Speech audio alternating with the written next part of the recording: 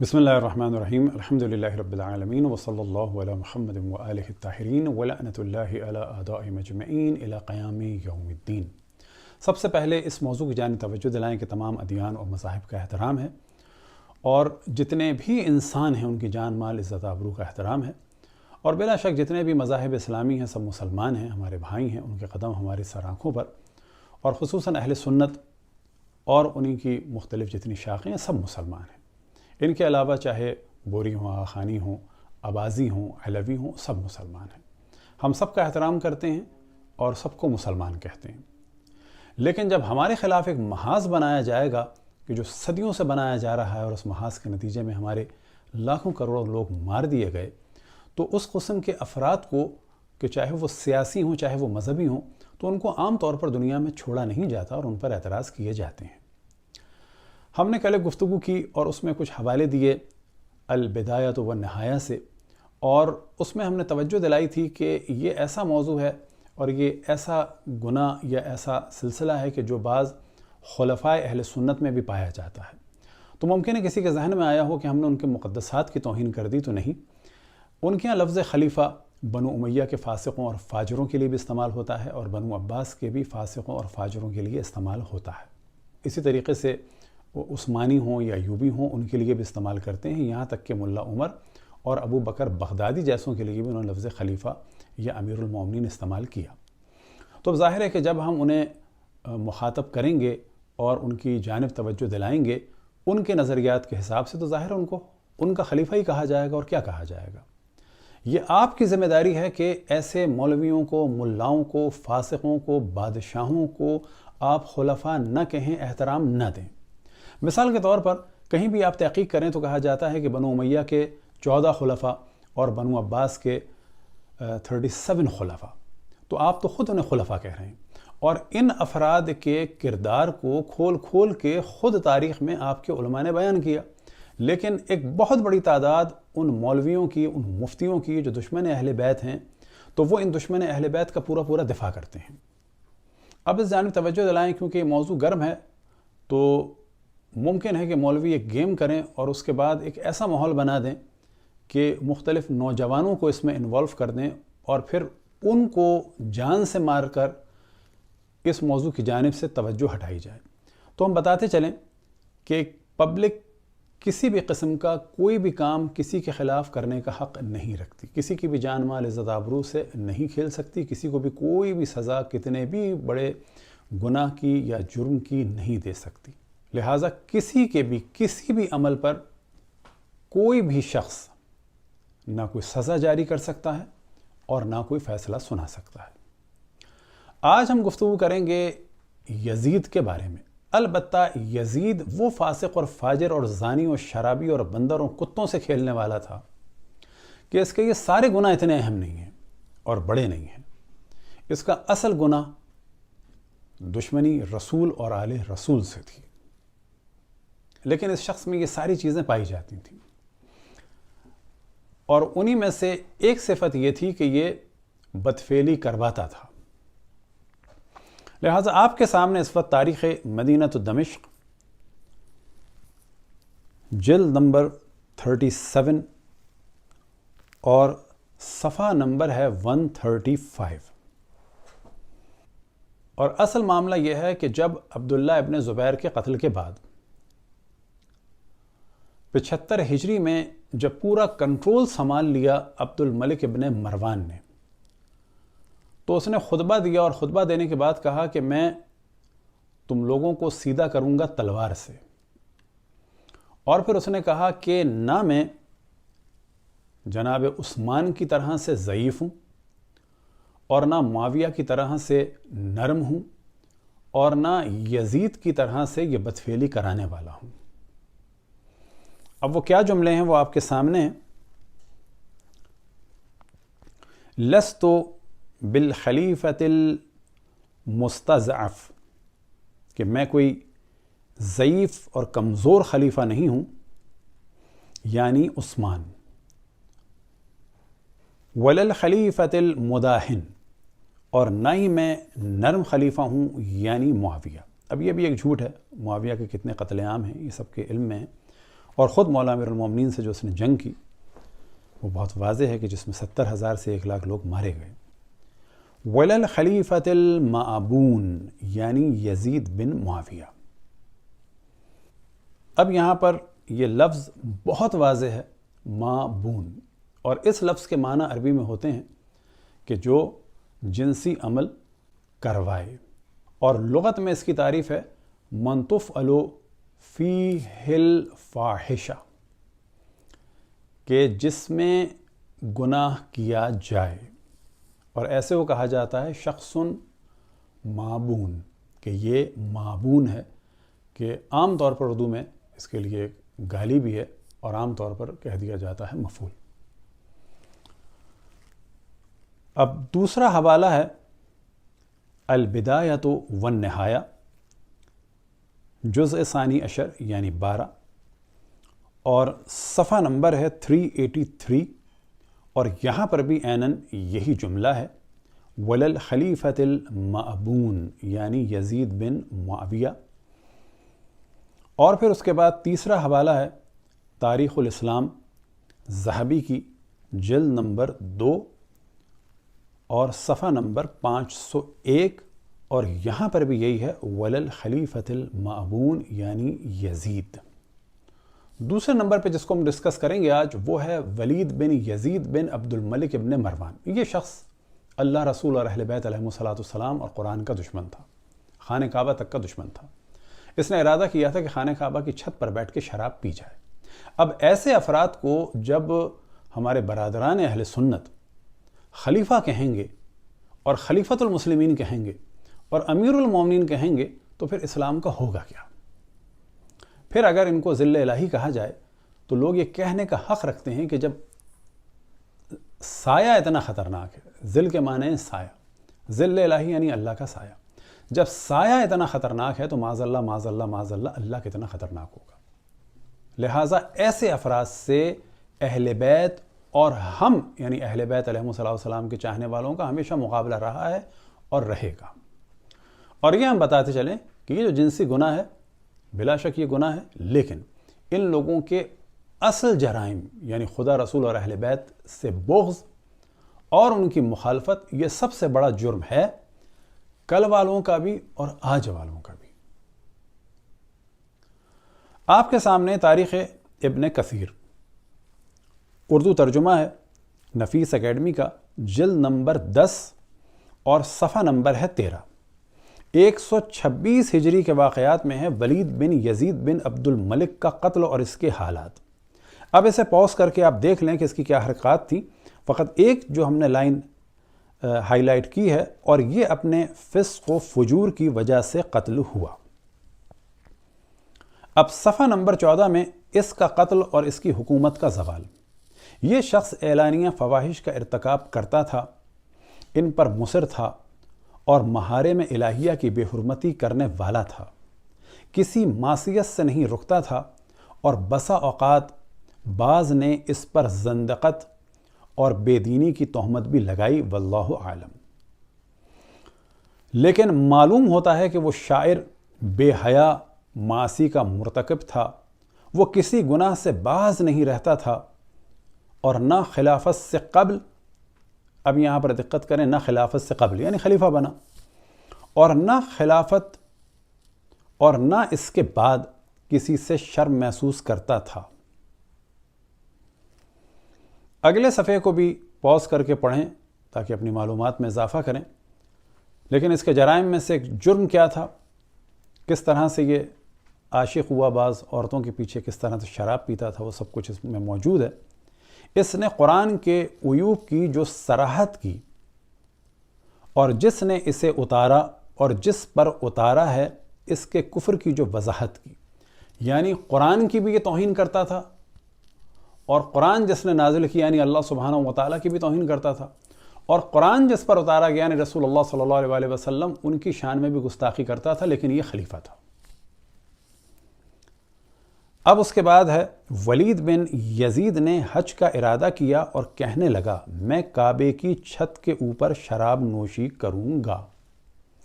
ایسے افراد کو جب آپ خلیفہ مانیں گے تو پھر دوسرا کیوں ان کو آپ کا خلیفہ نہ کہے؟ اور یہ وہ افراد ہیں فاسق اور فاجر اور زانی اور شرابی اور بد کردار کہ جو خدا، رسول اور قرآن اور اہل بیت علیہ السلام کے دشمن ہیں، اہل بیت کو جیل میں ڈال کے یہ عیاشی کرتے ہیں، اور جو درباری ملا ان فاسقوں کو خلیفہ کہیں، خلیفۃ المسلمین کہیں، ذل الہی کہیں، تو بلا شک ہم ان کے بھی خلاف ہیں، اور جو لوگ اہل بیت کے ان دشمنوں کی تائید کرتے ہیں ان کے بھی خلاف ہیں۔ اب آپ کے سامنے تاریخ ابن کثیر اور جلد نمبر 10 کا ہی یزید بن ولید ناقص، ولید بن یزید کو قتل کرنے والا اسی کا ایک کزن تھا کہ جس کا نام تھا یزید بن ولید ناقص۔ ناقص یوں کہتے ہیں کہ جو مراعات اس نے دی ہوئی تھیں وہ اس نے کچھ کم کر دی تھی، یعنی نقص کر دیا تھا، کم کر دی تھی۔ اب اس نے مارا، اور کمال کی بات یہ ہے کہ یہ دونوں بنی امیہ کے ہیں، اور پہلے یہ امیر المؤمنین ہے، یہ خلیفۃ الرسول ہے، یہ خلیفہ ہے مملکت اسلامی کا، اس کو قتل کر کے وہ خلیفہ بن گیا۔ عجب نظام قاتل مقتول دونوں جو ہے رضی اللہ۔ اب آ جائیں صفحہ نمبر 19 اور 20 میں۔ اب جب اس کو مارا گیا اور 10 امراء جلدی سے ولید کی طرف بڑھے، اب یہ کس کے حکم سے بڑھے؟ یہ سب کچھ یزید بن ولید ناقص کے جو بعد میں خلیفۃ المسلمین بنا، ہمارا نہیں البتہ، اور نہ مسلمانوں کا، بالآخر ان لوگوں کا کہ جن کے بارے میں کہا جا سکتا ہے نہیں بنو امیہ کے پیروکاروں کا، اور ایک ظالم تھا جو مسلط ہو گیا۔ اب اس کے حکم سے 10 امراء جلدی سے ولید کی طرف بڑھے اور اس کے سر اور چہرے پر تلواریں مارنے لگے، حتیٰ کہ انہوں نے اسے قتل کر دیا۔ اب اس کے بعد کیا ہوا تفصیل سے پڑھیں۔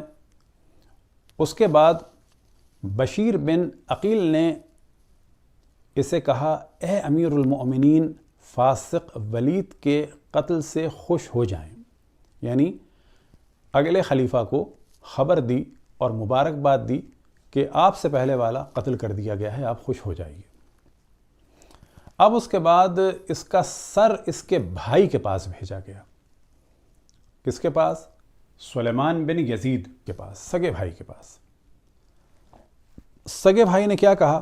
پھر اسے اس کے بھائی سلیمان بن یزید کے پاس بھیج دیا، اور اس کے بھائی نے اس کے لیے ہلاکت کی بد دعا کرتے ہوئے کہا، میں گواہی دیتا ہوں کہ تو شراب نوش، بے حیا اور فاسق تھا۔ شراب نوش، بے حیا اور فاسق تھا۔ اب اس کے بعد ایک بہت ہی خطرناک موضوع ڈسکس کر رہا ہے، اور اس فاسق نے مجھے میرے نفس کے خلاف برانگیختہ کرنا چاہا، حالانکہ میں اس کا بھائی ہوں، اور اس نے اسے برا نہیں سمجھا۔ کہ یہ بنو امیہ کا 11واں خلیفہ یا 11واں امیر المؤمنین میرے ساتھ، یعنی اپنے بھائی کے ساتھ جنسی زیادتی کرنا چاہتا تھا۔ اب آپ کے سامنے ہے البدایۃ والنہایہ، جلد نمبر 13 اور صفحہ نمبر ہے 181، اور یہاں پر بھی یہ سب کچھ ماجرا ہے، اور عبارت موجود ہے، اشہد انک کنت شروبا للخمر، میں گواہی دیتا ہوں کہ تو شراب پینے والا تھا، ماجنا، بے حیا بغیرت تھا، فاسقا، فاسق تھا، وَلَقَدْ أَرَادَنِي عَلَى نَفْسِيَ الْفَاسِقِ، تو نے میرے ساتھ بھی بدفعلی کرنا چاہیے۔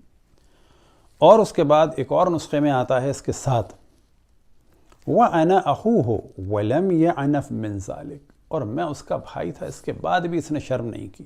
تاریخ اسلام و وفیات مشاہیر العالم ذہبی کی، اور 121 سے 140 تک کے اس میں حالات بیان ہوئے، اور صفحہ نمبر ہے 294، اور وہاں پر یہ موضوع آیا ہے غائب کے صیغے کے ساتھ۔ وہاں تھا اشہد انک، اور یہاں پر ہے اشہد انہ کان شروبا للخمر، کہ میں گواہی دیتا ہوں کہ وہ شراب پینے والا تھا۔